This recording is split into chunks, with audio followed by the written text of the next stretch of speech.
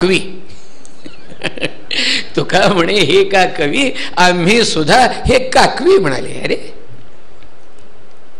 सुयशन जयात हरीचे, सुयशन जयात हरीचे, चित्रही गुणभवन कवन ते अशुची, त्यात सुमती नर नरमती, पळही बहुमानिती तया पशुची.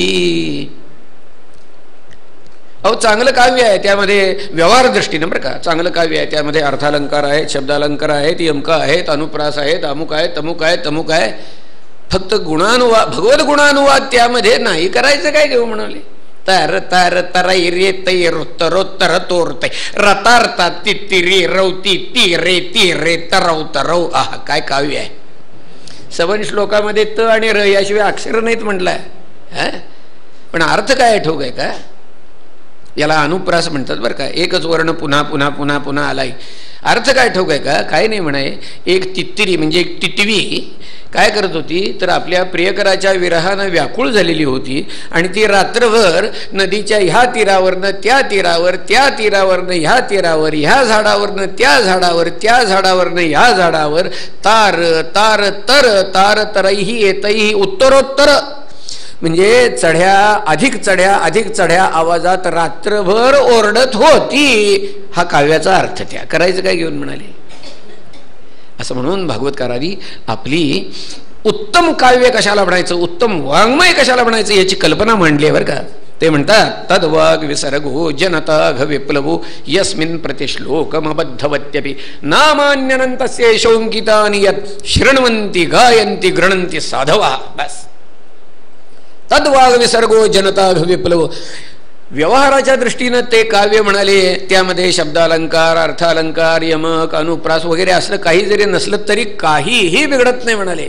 परंतु जे काव्य भगवत गुणानं, भगवन नामानं अंकित झालेलं आहे, भगवन नामानं मंडित झालेलं आहे आणि त्यामुळं जनतेच्या पातकाची धडधाण करण्याची ताकद ज्यामध्ये निर्माण झालेली आहे अशा काव्याला सत्पुरुष काव्य म्हणतात म्हणाले.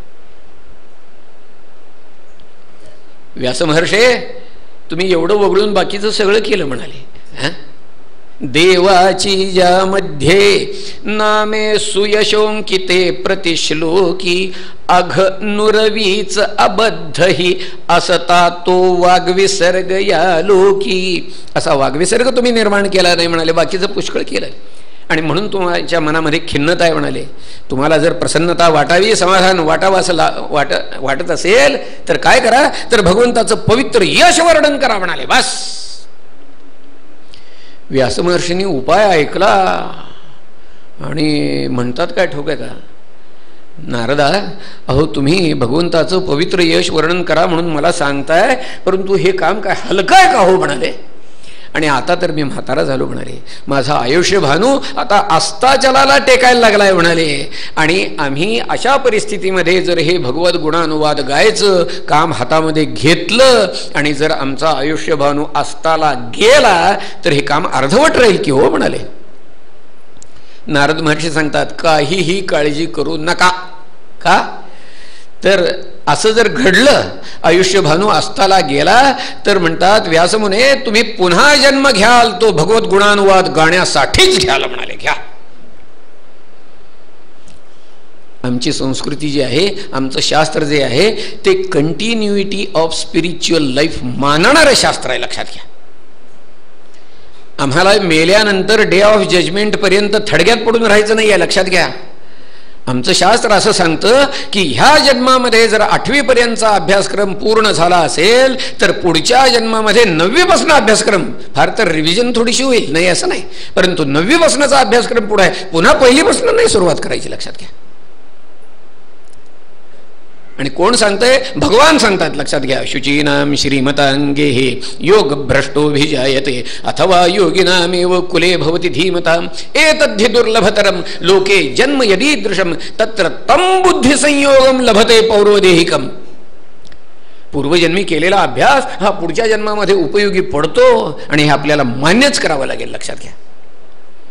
आणि नाहीतर अहो 14 वर्षाच्या वयामध्ये काय कळतं सांगा. अशा वयामध्ये ज्ञानेश्वर महाराजांनी न भूतो न भविष्यती असा ज्ञानेश्वरी सारखा ग्रंथ लिहिला महाराज. 14 वर्षाच्या पोराला काय कळतं सांगावं.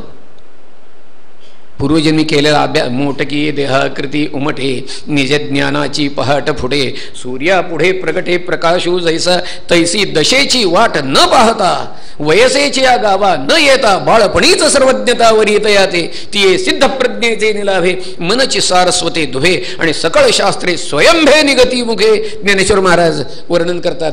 किंबहुना हे जे वर्णन आहे ते ज्ञानेश्वर महाराजांच्या शब्दात ज्ञानेश्वर महाराजांचं वर्णन आहे म्हणायला काय हरकत नाही. लक्षात घ्या काय आहे आमचं हे शास्त्र ही पक्की धारणा मनात ठेवून आहे. लक्षात घ्या आमचं शास्त्र असं मानतं पूर्वजन्मामध्ये केलेला अभ्यास वाया जात नाही, पुढच्या जन्मी उपयोगी पडतो महाराज. आणि म्हणून आपल्या नेहमीच्या वागण्यामध्ये सुद्धा अशा काही गोष्टी पक्क्या बसलेल्या असतात. आपण का करतो आपल्याला ठाऊक असत नाही, सगळेजण करतात म्हणून आपणही करतो, परंतु त्याच्या मागची धारणा सांगतो. उदाहरण सांगतो म्हणजे लक्षात येईल. एखादा चांगला सद्ग्रंथ आहे त्याचं वाचन झालं, ज्ञानेश्वरी असेल, दासबोध असेल, गुरुचरित्र असेल म्हणा, तर वाचन झाल्यानंतर ग्रंथ संपला की ग्रंथ मिटून ठेवत नाहीत. मग काय करायचं, पहिले 5 अध्याय वाचायचे, तेवढं जमत नसेल तर 1 अध्याय वाचायचा, तेही जमत नसेल तर 5 ओव्या वाचायच्या आणि मग ग्रंथ ठेवायचा. असं का करायचं ठाऊक आहे का? त्याचं कारण असं आहे की आज आम्ही 1 पारायण केलं याचं, आता पुढचं पारायण करेपर्यंत किती केव्हा वेळ लागेल काय सांगता येत नाही. जशी सवड मिळेल तसं आम्ही पारायण करू, नाही असं नाही.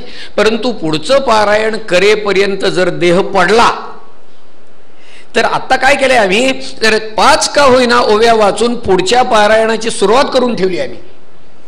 म्हणजे हे आता दुसरं सुरू केलेलं पारायण जे आहे ते अपूर्ण पारायण आहे. तेव्हा हे अपूर्ण पारायण पूर्ण करण्यासाठी पुन्हा मनुष्यदेह प्राप्त होईल आणि मनुष्यदेह प्राप्त झाला तर भगवत प्राप्तीच्या एकूण कामातलं 90% काम झालेलं आहे. लक्षात घ्या ही त्याच्या मागची धारणा आहे. असं का करतो आम्हाला काय ठोकच नाही, सगळे करतात आम्ही करतो, त्याच्या मागची ही धारणा आहे. वारकरी हरिपाठ कसा म्हणतो ठोक आहे की नाही आपल्याला, कसा म्हणतो हरिपाठ, सगळे अभंग हरिपाठाचे म्हणायचे. सर्व सुख गोडी साई शास्त्री निवडी रिकामा अर्धगडी राहू नको, पूर्ण अभंग म्हणायचा. इतकं झाल्यानंतर नामसंकीर्तन साधन पै सोपे हा अभंग म्हणायचा. त्यानंतर पुन्हा देवाची द्वारी उभा क्षणभरी पहिला अभंग हरिपाठाचा म्हणायचा आणि मग आजचा हरिपाठ संपवायचा. असं का करायचं, तर त्याचं कारण असं आहे. मग नंतर मग गुरुपरंपरेचे अभंग वगैरे काय संप्रदायाच्या पद्धतीप्रमाणे असतील ते असेल, पण हरिपाठ पुन्हा देवाचे द्वारी उभा क्षणभरी हा अभंग म्हणून संपवायचा. असं का करायचं, तर त्याच्या मागची धारणा अशी आहे. आज आपण हरिपाठ म्हटला, आता उद्या पुन्हा म्हणणार आहोत, नाही असं नाही आहे, परंतु देह क्षणभंगूर आहे महाराज. लक्षात घ्या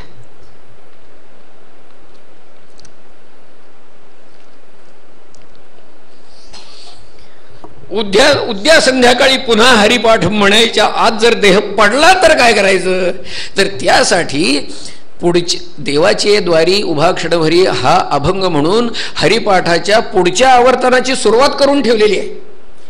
आता ते पुढचं आवर्तन जे आहे ते अपूर्ण आवर्तन आहे. ते अपूर्ण आवर्तन पूर्ण करण्यासाठी पुन्हा मनुष्यदेह मिळेल आणि मनुष्यदेह मिळाला तर भगवत प्राप्तीच्या कामातलं 90% काम झालेलं आहे. लक्षात ठेवा.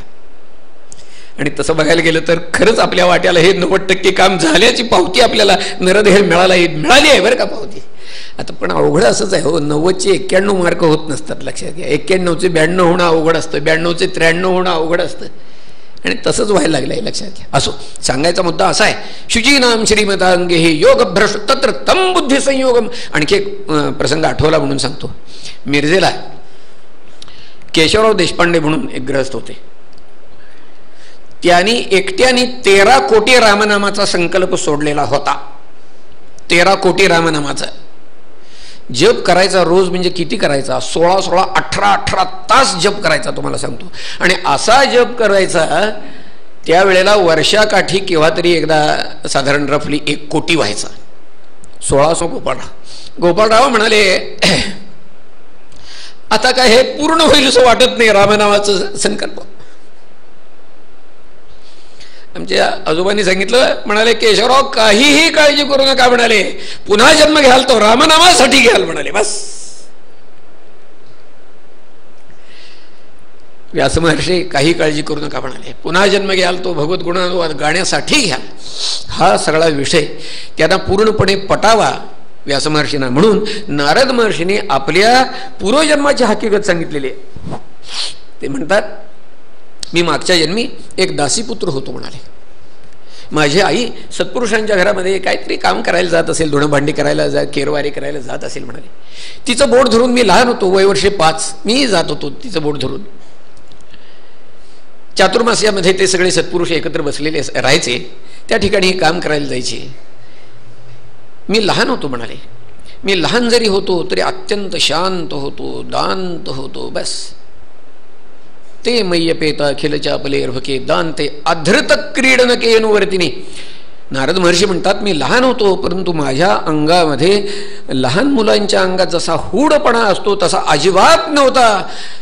अधृत क्रीडनक म्हटलं, क्रीडनक याचा अर्थ खेळणं. नारद महर्षी म्हणतात, मी इतका शांत होतो त्यावेळेला की लहानपणी हातामध्ये खेळणं कसलं असतं ते मी हातात धरलेलं नव्हतं, इतका शांत होतो. सत्पुरुष आपल्या पर्णकुटीमध्ये बसून चर्चा करायचे. मला असं वाटायचं की ती चर्चा आपण ऐकावी.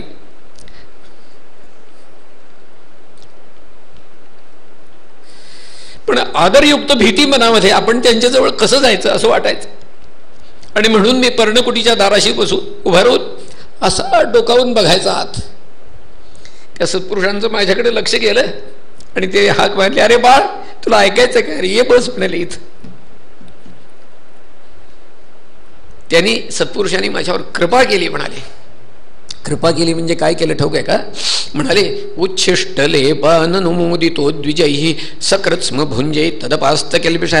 त्या सत्पुरुषांनी मला आपलं उष्ट खायची परवानगी दिली म्हणाले. बस, आपण सारे शून्य श्रोते आहात, आपल्याला हे काय सांगायचं कारण नाही की हे जे उष्ट आहे ते भात भाकरी आमटी असलं तोंडानं खायचं उष्ट नसून ते कानाने खायचं उष्ट आहे.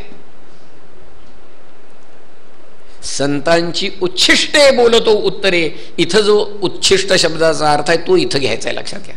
याचा अर्थ काय तर सत्पुरुषांनी आपली वचनं प्रवचनं ऐकायची मला अनुमती दिली आणि ते मी करत असल्या कारणानं माझी चित्तवृत्ती त्यांच्यासारखीच भगवत पूजेमध्ये भगवत गुणानुवादामध्ये रममाण व्हायला लागली म्हणाले. एकदा झालं काय, माझी आई संध्याकाळच्या वेळेला अशी काहीतरी गोठ्यामध्ये धार काढायला गायची गेली असेल, वाटेत कुठेतरी तिला सर्पदंश झाला आणि ती गतप्राण झाली. बस, नारद महर्षी म्हणतात, आई आणि मी एकमेकांना एकमेक फक्त तेवढंच होतो. आईला मी आणि मला आई, दुसरं कोणी नव्हतंच म्हणाले. परंतु असं असताना सुद्धा माझी आई गतप्राण झाली त्यावेळेला भगवंतानी हा माझ्यावर मोठा अनुग्रह केला अशी माझ्या मनाची धारणा झाली म्हणाले. तदा तदहमीशस्य भक्तानां शमभीप्सतः. आपल्या भक्ताचं नेहमी कल्याणच इच्छेणारा परमात्मा त्यानं माझ्यावर अनुग्रह केला असं मला वाटलं म्हणतात. आई मेली आणि अनुग्रह, आई मेली आणि अनुग्रह झाला. हो म्हणाले. का तर माझ्या मनामध्ये आईच्या बद्दल असणारे जे मायापाश होते ते भगवंतानं आपल्या हातानं तटातट तोडून टाकले आणि मला मोकळं केला म्हणाले. बस, अनुग्रह केला भगवंतानी माझ्यावर. मी आपल्याला सांगतो, असे विचार मनामध्ये केव्हा येतात ठाऊक आहे का? मी मगाशी म्हटलं तसं भगवंताच्या कृपेवर 100%, भगवंताच्या दयेवर 100% नव्हे 110% ज्याचा विश्वास आहे त्याच्या मनातच असे विचार येतात, लक्षात घ्या. मगाशी मी आपण सांगितलं, तुकाराम महाराज म्हणतात, भगवंता बरे झाले देवा निघाले दिवाळे, बरी या दुष्काळे पीडा केली. काय बरं झालं तर म्हणाले, अनुतापे तुझे राहिले चिंतन. केवढा उपकार आहे भगवंता तुझा आमच्यावर. काय आहे, आम्हाला ही दया कुठं दिसत नाही बरं का. खरं म्हणजे आम्ही 24 तास दयासागर भगवंताच्या दयेच्या सागरामध्ये 24 तास डुंबतोय बरं का, लक्षात घ्या. परंतु आम्हाला ती दया कुठं अनुभवालाच येत नाही. आम्ही म्हणतो कुठं आहे दया, कुठं आहे दया. अरे अरे, आज आमचे हातपाय धडधाकट आहेत, ही ईश्वराची दया. लक्षात घ्या. एक जुना श्लोक आहे बरं का. डोळ्यानी बघतो ध्वनी परिसतो, कानी पदी चालतो, जिव्हेने रस चाखितो, मधुर या वाचे आम्ही बोलतो. हातानी बहुसाल काम करतो, विश्रांतीही घ्यावया, घेतो झोप सुखे. आणि पुढचं महत्वाचं आहे बरं का, फिरवून उठतो ही ईश्वराची दया. हो, झोपलं तर, आणि तसंच झोपलं असतं तर काय करायचो, फिरवून उठतो ही ईश्वराची दया. अरे आज आम्हाला धडधाकट देह मिळाला, लोळा पांगळा मिळाला नाही. सोन्यासारखा नरदेह प्राप्त झाला, ही भगवंताची दया आहे, लक्षात घ्या. आम्हाला कधी अनुभवाला आली नाही. तुकाराम महाराज म्हणाले, अरे बरवे झाले आलो या जन्मासी, जोड जोडिली मनुष्य देहा ऐसी, महालाभाची उत्तम रासी, जेणे सर्व सुखासी पात्र होई जेगा. हो, सर्व सुखाशी पात्र होण्याची सुसंधी भगवंताने आम्हाला प्राप्त करून दिली. केवढी दया आहे महाराज, लक्षात घ्या. हा परमात्मा आम्हाला सगळ्या धडधाकट इंद्रियाने उभं करतोय महाराज. दिली इंद्रिये हात पाय कान, डोळे मुख बोलाया वचन, जेणे तू जोडसी नारायण, नासे जीव पण भवरोग. अशी एवढी सुसंधी प्राप्त करून दिली. ही ईश्वराची दया कधी आम्हाला वाटत नाही महाराज. हा परमात्मा नेहमी आपलं कल्याणच करेल अशी मनाशी पक्की. देव करतो ते बऱ्या करताच, लक्षात घ्या. ही धारणा मनाशी असावी लागते महाराज. एक ग्रस्त होता, देव करेल ते बऱ्या करताच म्हणायचा. एक दिवस कुठं ऑफिसमधनं घरी निघाला होता आणि मागणं काहीतरी गाडी आली, ठोकरला, ॲक्सिडेंट झाला, पाय तुटला, हॉस्पिटलमध्ये ॲडमिट केलं, झालं. ऑफिसमधले लोक, हा नेहमी ऑफिसमध्ये म्हणायचा जो देव करतो ते बऱ्या करता, बाकीचे लोक त्याची टिंगल करायचे, देव करतो ते बऱ्या करता. हा हॉस्पिटलमध्ये पाय तुटलेला असताना ॲडमिट झालेला होता, तर त्यावेळेला ऑफिसमधले लोक त्याच्या समाचाराला हॉस्पिटलमध्ये गेलेत बरं का. आता खरं म्हणजे तिथं गेल्यानंतर आता समाचाराला आलेले, पण खवचटपणा असा, पेशंट पडलाय तिथं तर त्याला म्हणताय, काय रामभाऊ देवानं पाय तोडला, बरं झालं की नाही म्हटले. किती खवचटपणा आहे बघा बरं का. पाय तोडला बरं झालं की नाही म्हणाले. पण रामभाऊ तितकेच घट्ट होते. ते काय म्हटले, खरंच म्हटले, खरंच देवानं बरं केलं म्हणाले. काय हो बरं झालं, काय बरं झालं म्हणजे म्हटलं, आता 2 चपलाचं काम नाही, एका चपलेत काम भागतंय म्हटला. देव करेल ते बऱ्या करतात महाराज. राजाचा प्रधान, त्याची अशीच धारणा, देव करेल ते बऱ्या करता, देव करेल. राजा फळ कापत होता म्हणे, असं कापता कापता काहीतरी चाकू निसटला, सुरी निसटली आणि बोट छिल्लं, भळा भळा भळा भळा भळा रक्त व्हायला लागलं.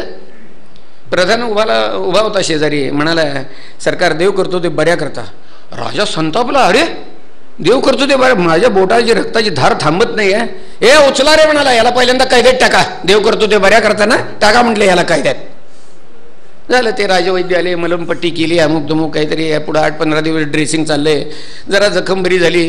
राजा एक दिवस कुठेतरी शिकारीला गेला, रानात हिंडता हिंडता हिंडता हिंडता कुठेतरी वाट चुकला की हो, मार्ग काय सापडे ना परत यायचा. आणि मग काय त्या भिल्लाने पकडलं की त्याला, पकडला आणि त्यांच्या देवीसमोर नेला बळी द्यायला. देवीसमोर उभा केलाय, त्याला खाली बसवला, खाली त्याला खाली मान घालून. तेवढ्यात एकानं सांगितलं, अरे ते बळी द्यायच्या आधी एकदा तपासा म्हटले त्याला. तपासा म्हणजे काय, त्या बळी देणाऱ्यांची अशी एक धारणा असते की जो बळी द्यायचा तो अव्यंग असला पाहिजे, अव्यंग असला पाहिजे अशी त्यांची धारणा आहे. म्हणून म्हटलं, अरे याला तपासा एकदा. तपासताना बघितलं ते बोटाला पट्टी आहे. हे म्हटलं युसलेस आहे, नालायक, कशाला कापायला, होय बळी द्यायला नालायक, हाकलून द्या म्हटले याला. राजा मनाशी विचार करतोय, अरे बोट कापलं तर म्हणून आपला प्राण वाचला की आज आपला. म्हणजे प्रधान म्हणाला ते बरोबरच आहे, देव करतो ते बऱ्या करता. तिथनं निघाला, त्याला वाट सापडली, आला थेट राजवाड्यावर आला ते लगेच त्यानं सांगितलं, प्रधानाला बोलून आण म्हटले. त्याला प्रधानाला आणलं बोलून, आणि त्यानं सांगितलं की अरे असं असं झालं, आणि म्हटलं आज माझे प्राण वाचले. तू म्हटलास ते बरोबर आहे की रे, म्हटला देव करतो ते बऱ्या करता. खरंच आहे, देव करतो ते बऱ्या करता. राजा म्हणतोय, अरे पण असं आहे म्हणाले की देव करतो ते बऱ्या करता, माझ्या बाबतीत खरं ठरलं म्हटलं, बोट तुटलं तर म्हणून मी वाचलो, पण तुला आता 15 दिवस कैद भोगावी लागली, तुझं काय बरं झालं रे म्हटला. तो प्रधान काय म्हटला, ठोक आहे का सरकार, अहो हे तर फार बरं झालं म्हटला. का ठोक आहे का, अहो मी तुमचा प्रधान, बरोबर आहे, तुम्ही शिकारीला गेला की मी तुमच्या बरोबर येणार, तुम्ही वाट चुकला मी वाट चुकणार, तुम्हाला पकडलं मला पकडणार, तुम्हाला बळी द्यायला नेला, तुम्ही नालायक म्हणून हाकलून दिलं, मी धडधाकट मला कापला असतं की हो म्हटले. देव करतो ते बऱ्या करता. नारद महर्षी म्हणतात अशी माझ्या मनाची धारणा झाली, भगवंताने हा माझ्यावर अनुग्रह केला आणि असं वाटून मी उत्तर दिशेला निघालो म्हणाले. बस दर्या खोरी वन उपवन नगर उपनगर ओलांडत ओलांडत ओलांडत एका निबिड अरण्यामध्ये आलो. दर्भाची बेटं कळकांची बेटं अशी त्या ठिकाणी होती. तिथं अस्वल साप घोबडं अशा तऱ्हेचे भयंकर प्राणी होते. त्या ठिकाणी आलो. एका जलाशयामध्ये स्नान केलं. पोटभर पाणी प्यालो. अतिशय दमलेलो होतो म्हणाले. पोटभर पाणी प्यालो आणि तिथल्या एका वृक्षाच्या तळाशी बसलो, झाडाच्या खाली बसलो आणि सत्पुरुषांच्या मुखातून भगवंताच्या जे स्वरूप मी ऐकलेलं होतं त्या स्वरूपाचं ध्यान करत बसलो. भगवंताच्या दर्शनाच्या उत्कट इच्छेनं माझ्या डोळ्यातनं अश्रू यायला लागले म्हणाले. ध्यान करता करता करता करता माझ्या अंगावर अष्टसात्विक भाव निर्माण झाले. चित्त चाकाटले आटू घेत, वाचा पांगुळली जेथीच्या तेथ, आपाद कंचुकित रोमांच आले, अर्धोन्मिलित डोळे, वर्षता ते आनंद जळे, आतुलिया सुखोर्मेचे बळे, बाहेरी कापे, आघवाची रोम मुळी आले स्वेद कणिका निर्वळी, लीला मोतियांची कडियाळी आवडे तैसा. ज्ञानेश्वर महाराज वर्णन करतात त्याप्रमाणे अष्टसात्विक भाव माझ्या शरीरावर निर्माण झाले. आणि होता होता होता म्हणाले एक क्षण असा आला की ज्या भगवन मूर्तीचं मी ध्यान करत होतो ती साक्षात भगवन मूर्ती माझ्या हृदयामध्ये प्रगट झाली आणि मी आनंदात बुडून गेलो म्हणाले. बस. नारद महर्षी सांगतात परंतु हा माझा आनंद फार काळ टिकला नाही म्हणाले. काय झालं तर ज्या क्षणी एक क्षणभर ती मूर्ती माझ्या हृदयात प्रगट झाली आणि दुसऱ्या क्षणी ती अंतर्धान पावली. ती मूर्ती मला पुन्हा दिसावी यासाठी मी प्रयत्न करत होतो. प्रयत्नांची पराकाष्ठा केली तरी सुद्धा पुन्हा दर्शन झालं नाही. मी निराश झालो. त्यावेळेला आकाशवाणी झाली. हंतास्मिन् जन्मने भवान नमान द्रष्टुम मिहारती अविपक्व कषायाणाम दुर्दर्शोहम कुयोगिनाम. ज्यांच्या वासना पूर्णपणे शमलेल्या नाहीत त्यांना माझं दर्शन होत नाही. तुला मी एक वेळ दर्शन दिलं याचं कारण असं की तुझ्या मनामध्ये माझ्या दर्शनाची तीव्रतम उत्कंठा निर्माण व्हावी यासाठी मी तुला दर्शन दिलंय. इह जन्मनी तुला पुन्हा माझं दर्शन होणार नाही. हे शब्द मी ऐकले आणि भगवत दर्शनाचा तो मी प्रयत्न सोडून दिला. आणि तेव्हापासून मात्र केलं काय तर मनातले कामक्रोधादी सारे विकार टाकून दिले आणि निर्लज्ज होऊन अक्षरशः भगवत गुणानुवादामध्ये मी या पृथ्वीवर संचार करायला लागलो म्हणाले. आणि असं होता होता होता होता एक दिवस माझा मृत्यू झाला. त्यानंतर मी ब्रह्मदेवाच्या श्वासाबरोबर त्याच्या हृदयामध्ये गेलो आणि पुढील सृष्टी निर्मितीच्या वेळेला मी ब्रह्मपुत्र म्हणून जन्माला आलो. नारद महर्षी सांगतात देवदत्ता मिमां वीणां स्वरब्रह्म विभूषितां मूर्छयित्वा हरिकथां गायमानश्चराम्यहं. तिहि त्रिभुवनी गमन नारदा हाती वीणा सदा नाममुखी. आणि म्हणाले व्यासमुने आता काय झाले सांगू. मागच्या जन्मामध्ये मी भगवंताचं दर्शन व्हावं म्हणून प्रयत्नांची पराकाष्ठा केली, मला यश आलं नाही. परंतु आता काय ठेवू काय म्हणाले आता नुसतं नामस्मरण करायचं अवकाश. नारायण नारायण जय गोविंद हरे, नारायण नारायण जय गोपाल हरे असं नामस्मरण करायचं अवकाश. आहूत इव मे शीघ्रम दर्शनम याती चेतसे. हा परमात्मा बोलवल्याप्रमाणे माझ्या हृदयामध्ये प्रकट होतो म्हणाले. घ्या म्हणजे भगवत दर्शनाचा मागच्या जन्मीचा माझा संकल्प या जन्मामध्ये पुरा झाला तसं तुम्हालाही शक्य आहे म्हणाले. तसं जर झालं तर पुढचा जन्म भगवत गुणानुवादासाठी घ्याल. तुम्हाला जर चित्ताला समाधान लाभावं असं वाटत असेल तर भगवंताचं पवित्र यश वर्णन करा असं सांगितलं आणि नारद महर्षी तिथून निघून गेले. बरंच व्यास महर्षीने ह्या गोष्टीचा विचार केला आणि हे त्यांना पटलं बरं का. बस. आणि म्हणून भगवंताचे गुण वर्णन करणारा हा श्रीमद भागवत ग्रंथ त्यांनी त्याची रचना केली. कस्मिन् युगे प्रवृत्तेयं स्थाने वाक्येन हेतुना कुतः संचोदितः कृष्णः कृतवान संहिता मुनी. इथपर्यंतचा हा कथाभाग सांगेल. आता प्रश्न असा आहे की शुकाचार्य जर असे एवढे परतत्वाचा स्पर्श अनुभवलेले होते, गूढो मूढ इवे येते जडोन्मत्त जर होते असे व्यावहारिक चर्येनं, तर त्यांना एवढ्या या 18,000 संहितेचं अध्ययन करायचं काय नडलं तर, असा एक प्रश्न विचारलेला आहे. तर त्याचं उत्तर देतात, म्हणाले आत्मा रामाश्च मुनयः निर्ग्रंथाः अपि उरुक्रमे कुर्वन्ति अहेतुकीं भक्तिं इत्थं भूतगुणो हरिः. बस. मनुष्य म्हणाले किती आत्मा राम असो, आप्तकाम असो, अवाप्तकाम असो, निष्काम असो, अकाम असो, काय म्हणायचं ते म्हणाले, परंतु हा हरीच असा गुणवान आहे की अशा लोकांचं चित्त सुद्धा तो खेचून घेतो म्हणाले. बस. आणि ही वस्तुस्थिती आहे बरं का, ही वस्तुस्थिती आहे. शुकाचार्यांची ही तऱ्हा झालेली, त्याने असं द्वितीय स्कंदामध्ये शुकाचार्य स्वतः उत्तर देत आहेत बरं का. म्हणाले परिनिष्ठितोपि नैर्गुण्ये उत्तम श्लोक लिहिलेया गृहीत चेता राजर्षे आख्यानम यदधीतवान. गृहीत चेता, भगवंताने माझं चित्त खेचून घेतलं म्हणतात. आत्मानुभवी लोक जरी असले तरी सुद्धा हा भगवान असा गुणवान आहे, हा हरीच असा गुणवान आहे की अशा लोकांचं चित्त खेचून घेतो. शंकराचार्य अद्वैताचे मुकुटमणी, बरं का लक्षात घ्या, अद्वैताचे मुकुटमणी जरी असले तरी सुद्धा या शंकराचार्यांचं भक्तीशिवाय चालत नव्हतं. बस. आपण त्यांची भक्तिरसानं ओथंबलेली स्तोत्र बघा, म्हणजे आपल्या असं लक्षात येईल की यांचं भक्तीशिवाय चालत नव्हतं. अरे जगन्नाथ स्वामी नयन पथगामी भव तुम्ही का हो, सर्वं खल्विदं ब्रह्म ना, मग हा परमात्मा दृष्टीक्षेपामध्ये समोर यावा असं तुम्हाला का वाटतं? काय हरीचा असा गुणवान आहे, त्याला काय करायचं आहे? आपल्याला भक्ती करावीशी वाटते त्याचं कारण श्लेष काढून सांगतायत बरं का शंकराचार्य. म्हणाले सत्यपि भेदापगमे नाथ तवाहन्न मामकीनस्त्वं समुद्रो हि तरंगः क्वचन समुद्रो न तरंगः. भगवंता सत्यपि भेदापगमे, भगवंता तुमच्यातला आणि आमच्यातला भेद खरं म्हणजे आता नाहीसा झालेला आहे. सत्यपि भेदापगमे नाथ तव अहम, तरी सुद्धा म्हणाले मी तुमचा हेच खरं म्हणाले. मी तुमचा हेच खरं. नाथ तवाहन्न मामकीनस्त्वं, उदाहरण काय दिले ठोक आहे का?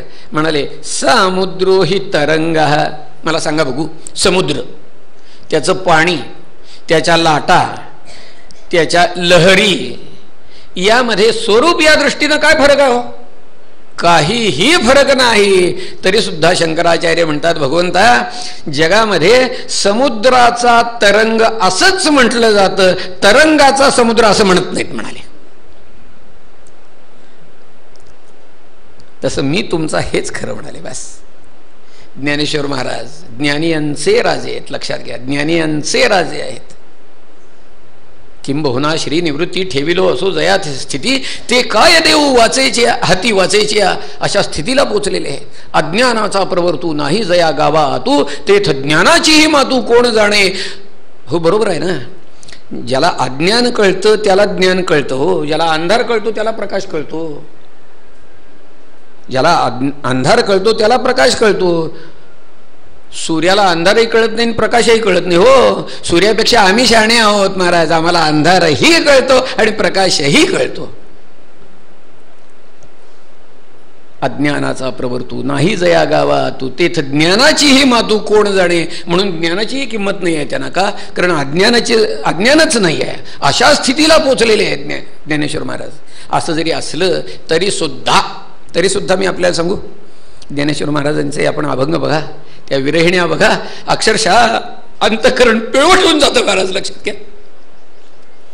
पौर्णिमेचे चांदणे, पौर्णिमेचे चांदणे, क्षण क्षणा होय उणे, क्षण क्षणा होय उणे, तैसे माझे जिणे एका विठ्ठले वीण, वेधले हो मन, वेधले हो मन, तयाची या गुणी, तयाची या गुणी. या गुणीला अंडरलाईन करायची बरं का.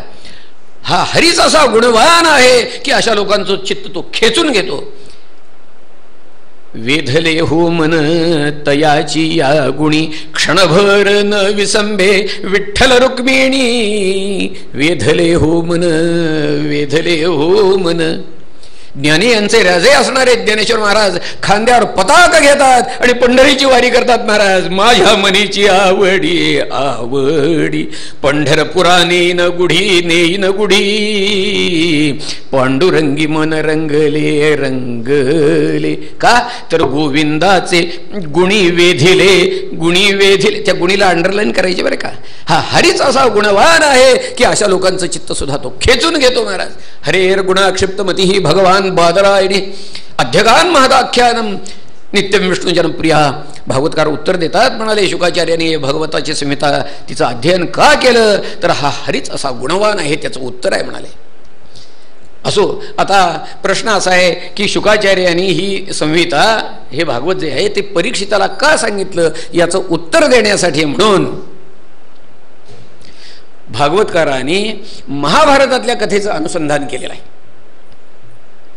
दुर्योधन आणि भीम यांचं गदायुद्ध झालं आणि त्या गदायुद्धामध्ये भीमसेनाने गदेच्या प्रहारानं दुर्योधनाची मांडी फोडली आणि तो दुर्योधन रणांगणावर विव्हळून पडलेला आहे महाराज.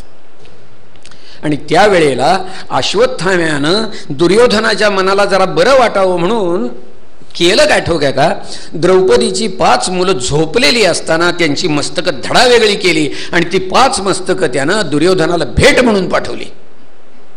हे त्याचं इतकं निंद्य अघोरी कर्म होतं.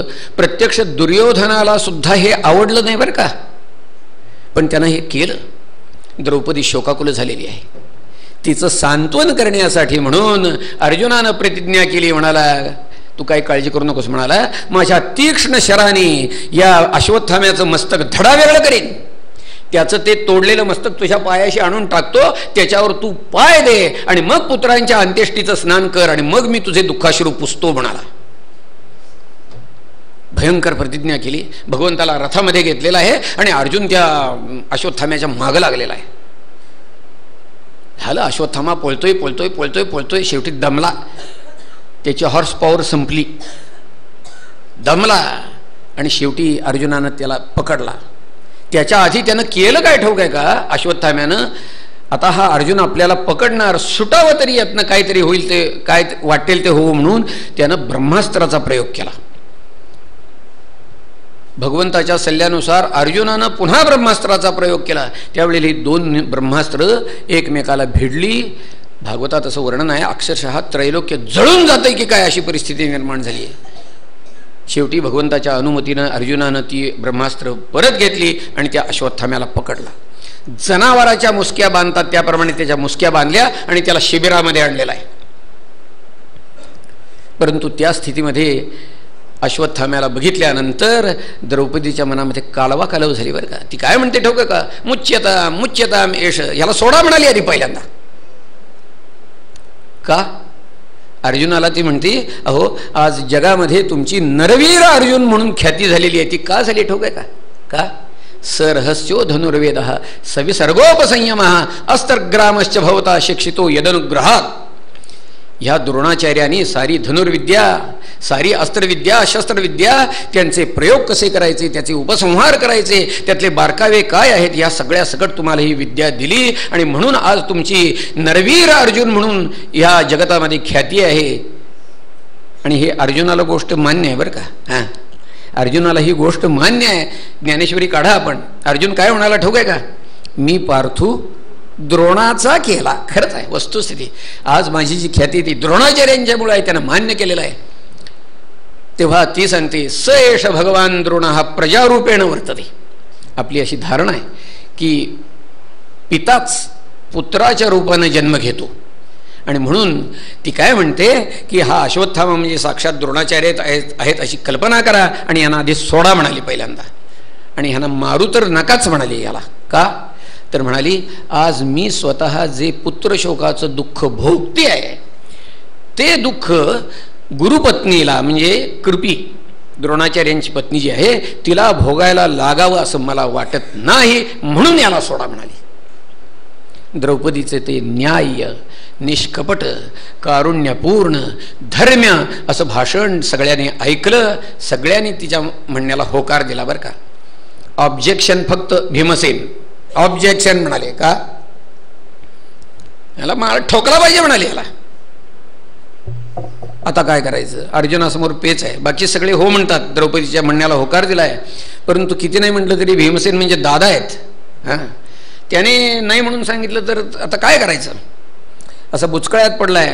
भगवंताच्या चेहऱ्याकडे बघतोय तर भगवान सांगतात, म्हणाले ब्रह्मबंधू न हंतव्य आतताई वधारहण मयैव भयमामनातम. मीच या दोन्ही गोष्टी सांगितल्या आहेत शास्त्रद्वारे. कोणत्या? ब्रह्मबंधू जो आहे त्याला काही झालं तरी मारू नये. ब्रह्मबंधू म्हणजे मगाशी मी सांगितलं का, ब्राह्मणच, पण अत्यंत हीन मनोवृत्तीचा असा जरी असला तरी त्याला मारू नये. आणि आतताई असला तर त्याला मारल्याशिवाय सोडू नये. अशा दोन्ही गोष्टी मीच सांगितल्या आहेत. हा अश्वत्थामा ब्रह्मबंधू ही होता आणि आतताई ही होता. आता काय करायचं? भगवान म्हणतात, अर्जुना बघ, म्हणाले आता सगळा बॅलन्स तुला जमला पाहिजे. गोल्डन मीन कसा काढतोस बघ. काय म्हणाले? द्रौपदीचं सांत्वन व्हायला पाहिजे, तुझी प्रतिज्ञा पूर्ण व्हायला पाहिजे, भीमसेनांचंही मन राखलं पाहिजे, आणि मी आदेश जो दिलेला आहे कोणता? ब्रह्मबंधू न हंतव्या आतताई वधारडा, माझी आज्ञाही पाळली गेली पाहिजे. कसं करतोस बघ. भगवंताच्या मनातला त्याने हेतू ओळखला आणि केलं काय तर अश्वत्थाम्याच्या मस्तकावर असणारा जो मणी होता तो त्यानं काढून घेतला. त्याच्या मस्तकाचे 5 पाट काढले, कमरेमध्ये लाथा घातल्या त्याच्या आणि हाकलून दिला.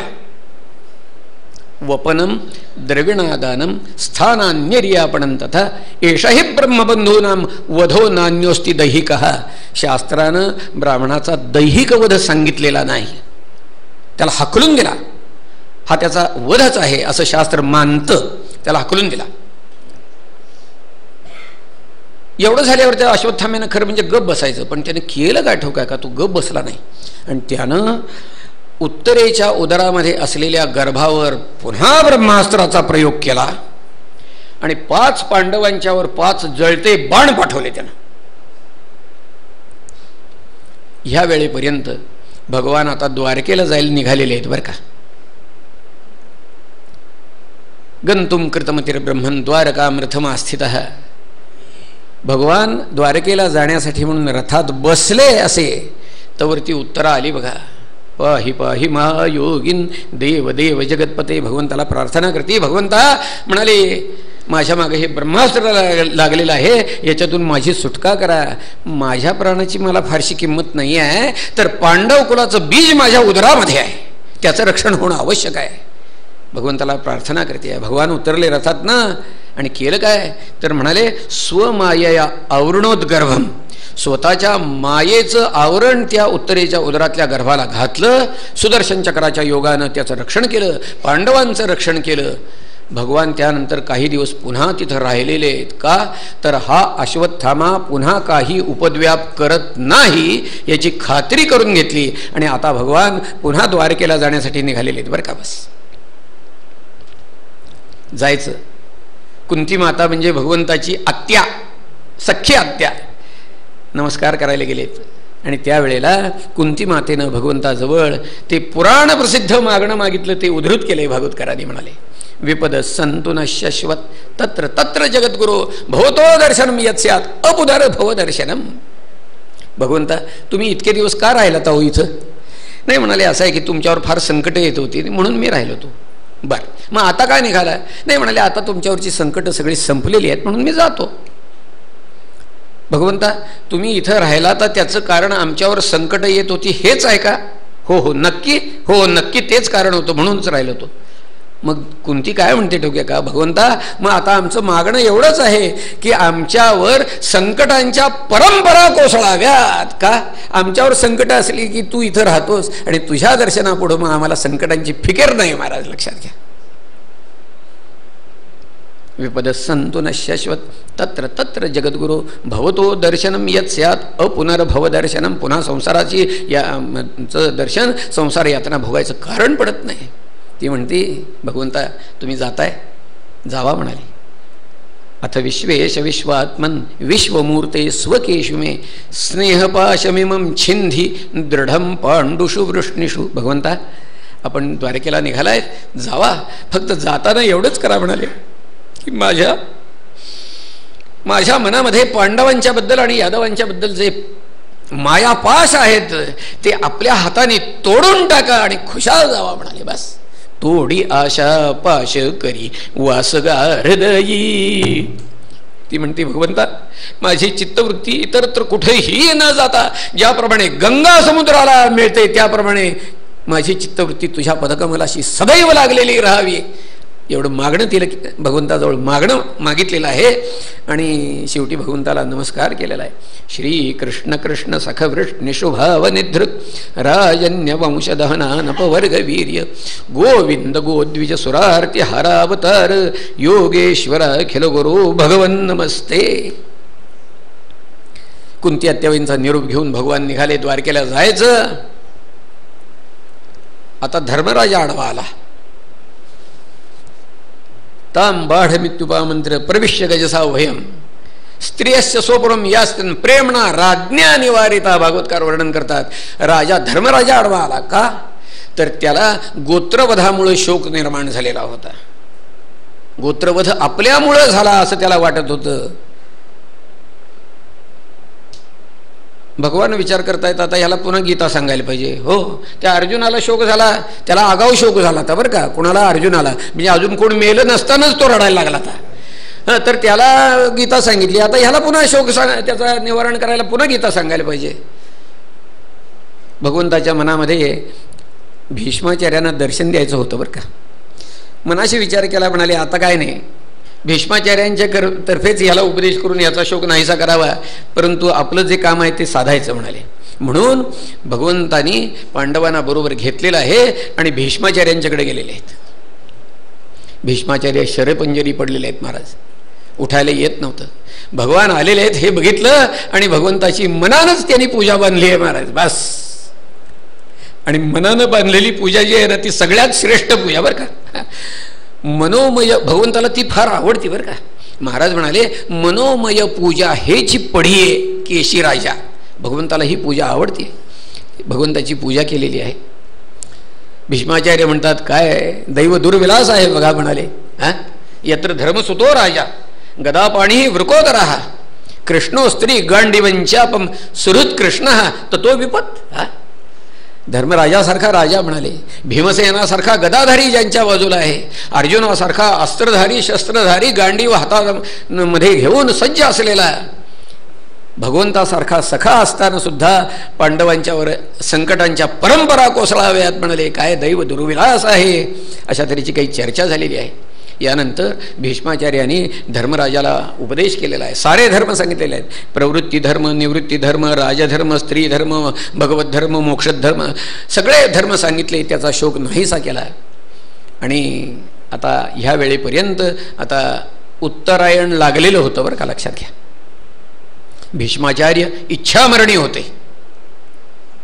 शरपंजरी पडल्यानंतर सुद्धा उत्तरायणामध्ये देह ठेवायचं त्याने ठरवलेलं होतं. आता उत्तरायण लागलेलं आहे हे बघितलं आणि देह ठेवायचं ठरवलं.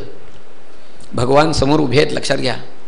श्रीमद भागवत हा ग्रंथ मरावं कसं हे सांगणारा ग्रंथ आहे बरं का. मरण कुणालाही चुकलेलं नाही आहे, परंतु आदर्श मरण कसं असावं हे सांगणारा हा ग्रंथ आहे, लक्षात घ्या. आदर्श मरण कसं असतं महाराज. खरोखर असे काही भाग्यवान आहेत बरं का. एक गृहस्थ मी आपल्याला सांगतो, श्रीमद भागवताच्या सप्ताहाला बसलेले होते. सकाळी संहितेला बसले.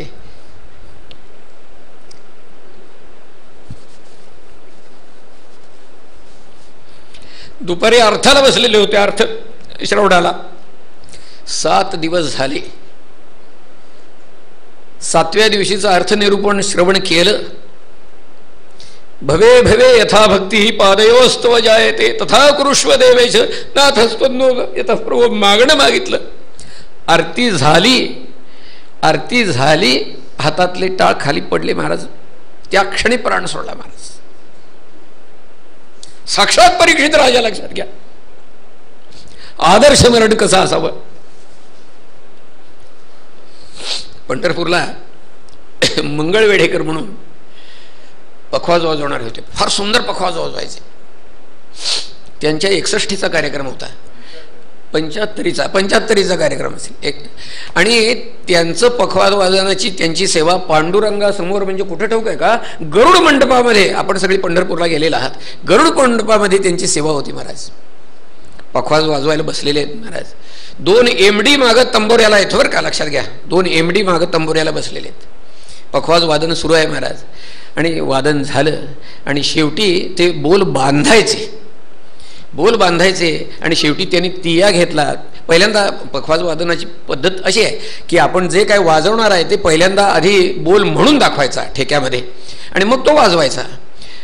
बोल वाजवला, तिया कसा घेतला, श्री विठ्ठल श्री विठ्ठल श्री विठ्ठल असा तिया तोंडाने सगळा म्हणून दाखवला सगळा. आणि तो बोल जो होता तो वाजवला आणि वाजवत असताना शेवटी हा तिया पुन्हा तसा वाजवला, श्री विठ्ठल श्री विठ्ठल श्री विठ्ठल असं म्हणून पखवाज वादन थांबलं आणि त्याने पखवाजावर डोकं टेकलं. लोकांना वाटलं की पखवाज वादन संपलं म्हणून भगवंताला नमस्कार केला. मी आपल्याला सांगतो, मस्तक त्याने तिथं टेकलं, प्राण सोडला महाराज. लक्षात घ्या, आदर्श मरण कसं असतं. एक बाई होत्या, घरामध्ये भगवंताची सेवा असायची. घरामध्ये त्यांच्या सप्ताह व्हायचे. सप्ताहाच्या वेळेला थकल्या त्या. सप्ताहाची सगळी तयारी केली आणि म्हणाल्या काय ठोके का, एवढा सप्ताह निघू दे म्हणाल्या. बेड लेडन नाहीत, लक्षात घ्या. तयारी केली आणि ज्या अंथरुणावर पडल्या त्या काही उठल्या नाहीत. हळूहळू एक एक दिवस जसा जसा जातोय घरच्या लोकांना काळजी वाटायला लागली, सप्ताह पार पडतोय की नाही म्हणून.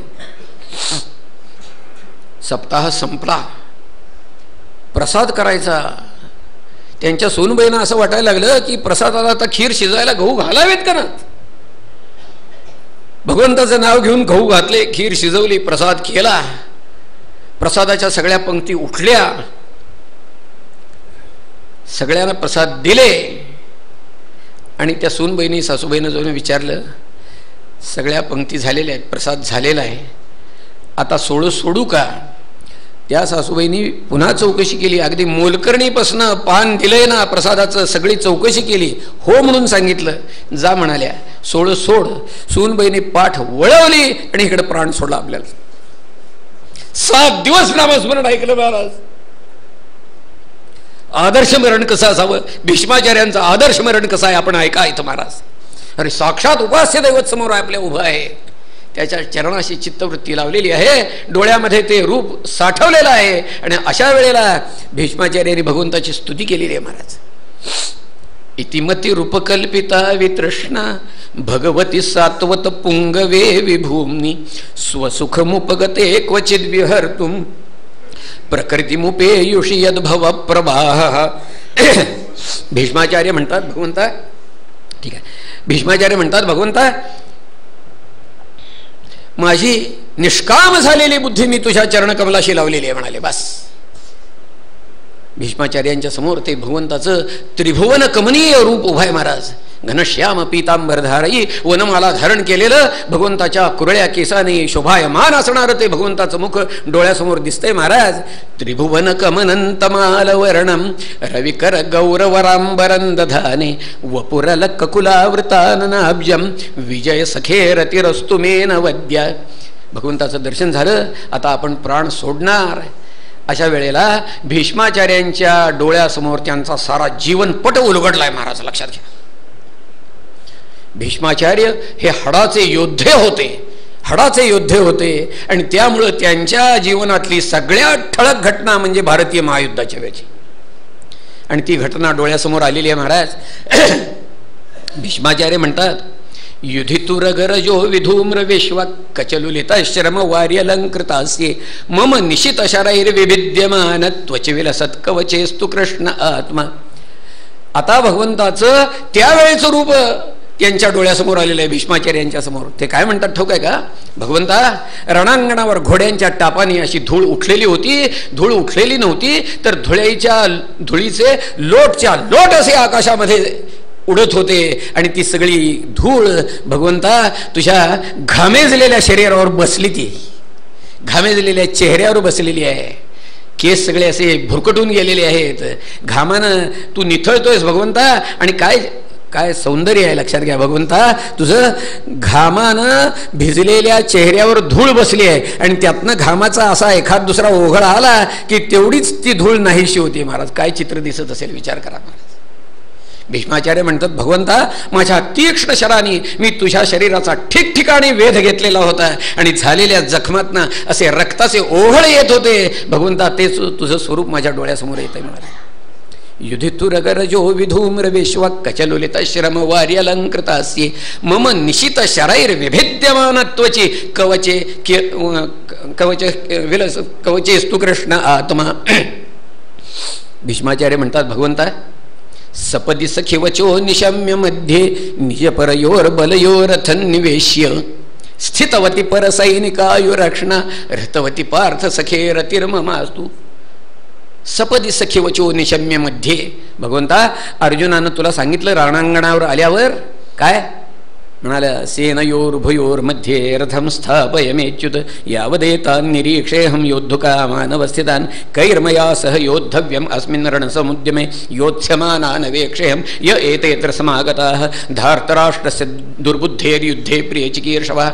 अर्जुन म्हणतो भगवंता अरे त्या दुर्योधनाचं प्रिय करण्यासाठी म्हणून माझ्या विरुद्ध लढण्यासाठी कोण कोण हरीचे लाल आलेले आहेत हे एकदा मला उघड्या डोळ्याने बघू दे रे म्हणाले.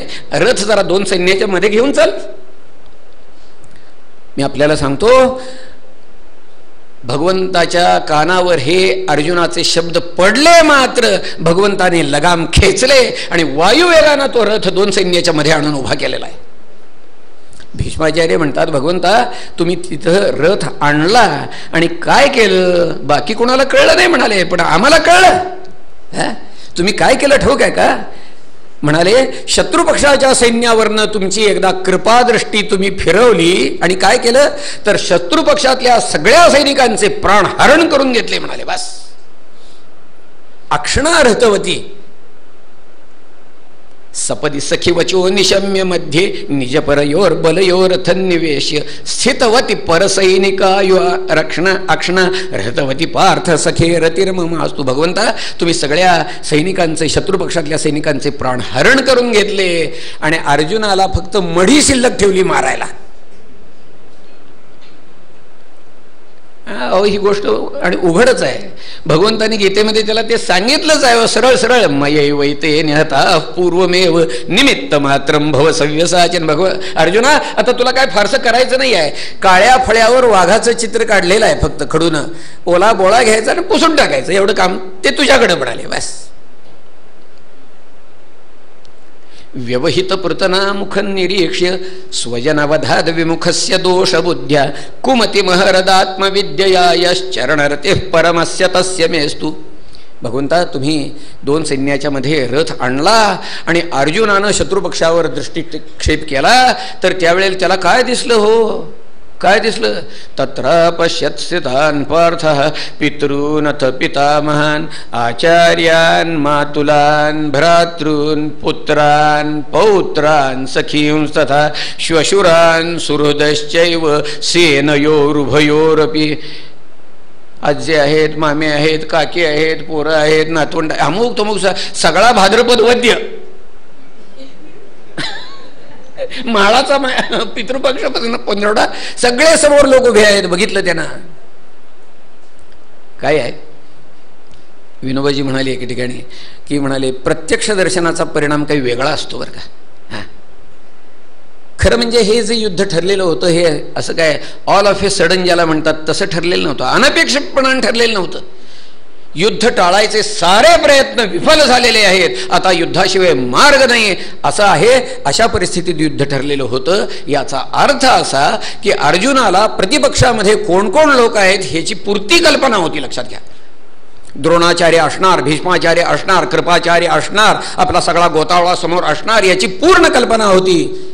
तरी सुद्धा अर्जुन आता युद्धाला तयार झालेला आहे. परंतु असं आहे की म्हणाले प्रत्यक्ष दर्शनाचा परिणाम वेगळा असतो. त्यानं त्या सगळ्या गोताळ्यावरनं दृष्टिक्षेप केला आणि परिणाम काय झाला. सीदंती मम गात्र आणि मुखंज परिशुष्यते वेपथुष्य शरीरे मे रोमहर्षश्च जायते गांडीवम स्रंसते हस्तात त्वच्चैव. ज्ञानेश्वर महाराजांनी वर्णन केलंय, म्हणाले ते हातातलं गांडीव न धरिताचे निष्ठिले. म्हणाले अरे काय प्रकार आहे, नरवीर म्हणवणारा हा अर्जुन, त्याची ही अवस्था व्हावी. भ्रमती वचमे म्हणा, त्याला चक्कर यायला लागली. हा अर्जुन आता भगवंताला शिकवायला लागलाय. भगवंता अरे काय आपण केवढं काय, अहो बत महत पापम करतुम. आता आत्ता अक्कल शिकवतोय भगवंताला, आधी काय अक्कल कुठं गेली ती काय काय. हा अहो बत महत पापम करतुम व्यवसिता वयम, अशी मनाची त्याची वृत्ती झाली. भीष्माचार्य म्हणतात ही त्याच्या मनामध्ये आलेली जी विचारधारा होती ही कुमती होती. कु म्हणजे वाईट, ही दुर्बुद्धी आहे म्हणाले. भोल्यावर चढायची पाळी आली आहे, आता मी लग्न करत नाही म्हटल्यातला प्रकार आहे हो हा.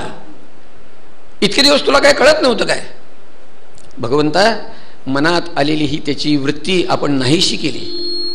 कशी केली ठाऊक आहे का, तर आत्मविद्या सांगून. आत्मविद्या सांगून भगवद्गीतेचं तात्पर्य काय आहे, कुणी काय म्हणावं, कुणी काय म्हणावं, कुणी काय म्हणावं. कुणी म्हणतं भक्तियोग आहे, कुणी म्हणतं ज्ञानयोग आहे, कुणी म्हणतं कर्मयोग आहे, कुणी म्हणतं अनासक्ती योग आहे. भीष्माचार्यांचं तात्पर्य काय आहे लक्षात घ्या. भगवद्गीतेचं तात्पर्य भीष्माचार्यांच्या मध्ये, भीष्माचार्य म्हणतात भगवंता तुम्ही त्याला आत्मविद्या सांगितली आणि त्याची कुमती नाहीशी केली. आणि ज्ञानेश्वर महाराजांचं ही मत हेच आहे बरं का. ज्ञानेश्वर महाराज म्हणतात किंबहुना जगी गीता मिया आत्मेनी पतिव्रता. बस कुमती महरदात्मविद्यया यश्चरणरतिः परमस्य तस्य मेस्तु स्वनिगममपहाय मत्प्रतिज्ञां ऋतमधिकर्तुं वप्लुतो रथस्था धृतरथचरणोऽभ्ययाच्चलद्गुः हरिरिव हन्तुमिभङ्गतोत्तरीयः. स्वनिगम, निगम याचा अर्थ प्रतिज्ञा. भगवंता तुम्ही स्वतः माझी प्रतिज्ञा खरी करण्यासाठी स्वतःची प्रतिज्ञा मोडली म्हणाले. काय झालं तर ठोक आहे का, ज्या वेळेला हे भारतीय युद्ध व्हायचं ठरलं त्यावेळेला दुर्योधन भगवंताकडे गेलेला होता. कशासाठी, तर सैन्यबळाची मदत मागण्यासाठी. दुर्योधन येतोय, भगवंताने ओळखलं. कशासाठी येतोय, अहो त्याला ठाऊकच आहे, न सांगता तुम्हा कळू येते अंतर. सगळ्यांच्या अंतर्यामी असणारा हा परमात्मा दुर्योधन कशासाठी येतोय भगवंताने ताडलं. आणि दुर्योधन येतोय म्हटल्यानंतर भगवंताने झोपेचं सोंग घेतलं. बस झोपले. चांगली अगदी पायाच्या खालनं अशी शाल घेतली, अशी वर्ण शाल घेतली नाही, असे झोपले बरं का. बस हा दुर्योधन तिथं आला, बघितलं भगवान झोपलेत. बघितल्यानंतर अरे कृष्ण झोपलाय वाटतं असं म्हणाला आणि भगवंताच्या उशाशी एक खुर्ची ओढून पेपर वाचत बसला. झालं. थोड्या वेळानं अर्जुन आला. भगवान झोपले ते बघितल्यानंतर भगवंताच्या पायाशी अर्जुनही बसला.